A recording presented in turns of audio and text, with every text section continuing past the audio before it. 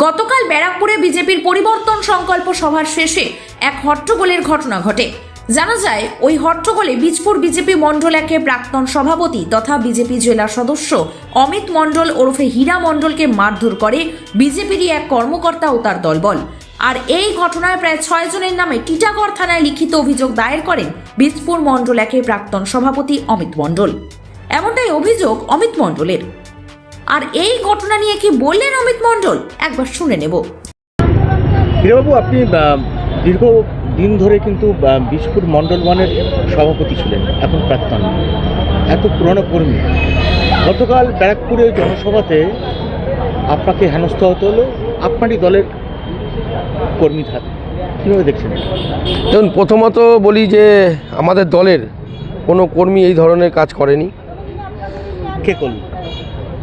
কালকে ওখানে কিছু দুষ্কৃতী, সমাজ বিরোধী, ওই পকেট মার, যারা আমার মানিব্যাগটা চুরি করে নিয়েছে এবং ভেবেছে যে গলায় সোনার চেন আছে সেই ভেবে, আর পকেটে কিছু টাকা পয়সা ছিল সেগুলো ছিনতাই করে নিয়েছে। কারা? সেই দুষ্কৃতীরা, দেখবেন কিছুদিন আগে তারা হয়তো কেউ জেলে ছিল, কেউ বেলে আছে, কেউ এলাকায় ঢুকতে পারে না, যারা এলাকাতে সমাজের কাছে যাদের কোনো স্বীকৃতি নেই তারা। থানায় তো এফআইআর করেছেন আপনারা। আমি তো আইনের পক্ষে, আমি আইন সবসময়। নামগুলো জানেন আপনারা? নিশ্চয়ই নামগুলো জানেন। নামগুলোর বিরুদ্ধে আপনারা এফআইআর করেছেন আপনি? না, এইটা দেখেন, এইটা আমাদের পার্টির একটা সিদ্ধান্তের ব্যাপার আছে, তো পার্টি এখনো পর্যন্ত গাইডলাইন না মেনে আমি কিছু বলতে পারবো না।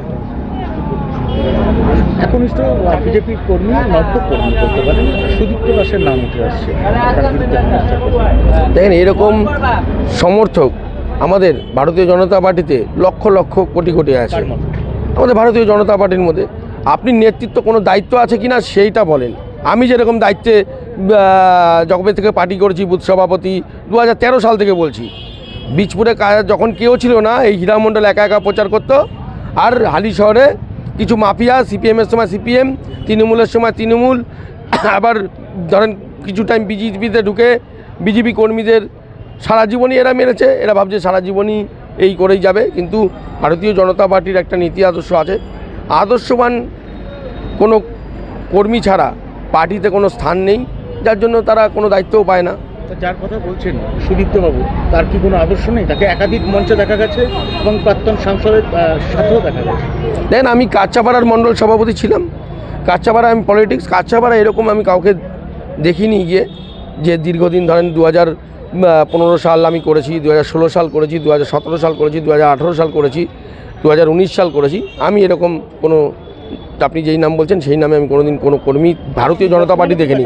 বিভিন্ন সমাবেশে দায়িত্বে নেই, আমি দায়িত্ব ছাড়া কাউকে চিনি না। মানে দায়িত্ব নেই, এরকম হাজার হাজার কর্মী আছে, আমি কাকে এবার ওখানে খুঁজবো? যার নাম উঠে আসছে সুদীপ্তবাবু, তার বিরুদ্ধে কি এফআইআর হয়েছে? দেখুন, ওখানে আমি নাম দিয়েছি, ও যারা দুষ্কৃতী, তারা সমাজ বিরোধী, তারা সবসময় এই সমাজ বিরোধী কাজ করে বেড়ায়। তাদের কোনো ইতিহাস দেখবেন যে কোনো না কোনো সময় কোনো না কোনো কেসে তারা আসামি হিসাবেই রয়েছে। তাহলে আসামি হিসেবে রয়েছে, সমাজ বিরোধী কথা তকমা দিচ্ছেন, তাহলে তো তারা তো বিজেপির মঞ্চে দেখা গেছে। বিজেপির মঞ্চে দেখা গেছে। আমি তো কাচ্চাপাড়ায় দেখতে পারছি না। কি চাইছে না? আমি চাইছি যে আইন তো আইনের পথে চলবে। যে যদি দোষী হয়ে থাকে তাহলে তার দৃষ্টান্তমূলক শাস্তি হবে। ভারতীয় জনতা পার্টির কর্মীরা সবসময় একটা নীতি আদর্শ, এই মারামারি, খুনোখুনি, রাহাজানি এগুলোকে কখনোই পছন্দ করে না, আগামী দিনেও করবে না। আর পার্টিতে তাদের জায়গাও নেই গিয়ে যারা এইসব করবে। হালিশহরও তাকে একাধিকবার দেখা গেছে। হালিশহরও সুদীপ্তবাবুকে একাধিকবার দেখা গেছে বিভিন্ন মিছিলে। আচ্ছা, একদম প্রথম সারি। আমি দেখেন, কর্মী আর সমর্থক আলাদা। সমর্থক হিসাবে এরকম হাজার হাজার সমর্থকরা মিছিলে হাঁটে, তো কাকে আমরা আটকাতে পারবো? সমর্থক হিসাবে হেঁটেছে, আমাদের দলকে সমর্থন করে।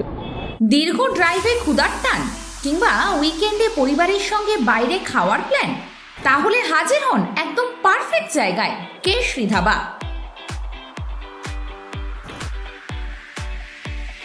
এখানকার মেনুতে আছে সুস্বাদু ইন্ডিয়ান কারিজ আর ঝাল মশলাদার চাইনিজ ডেলিসিয়াস। সব পরিবেশন হয় ফ্রেশ ও হাইজেনিক ভাবে। খাবারের পাশাপাশি রয়েছে প্রশস্ত জায়গা, ফ্যামিলি ফ্রেন্ডলি পরিবেশ আর দ্রুত সার্ভিস, যাতে প্রতিটি মুহূর্ত হয় আনন্দময়। কারণ কেশরী ধাবা মানে টেস্ট আর কোয়ালিটিতে নো কম্প্রোমাইজ।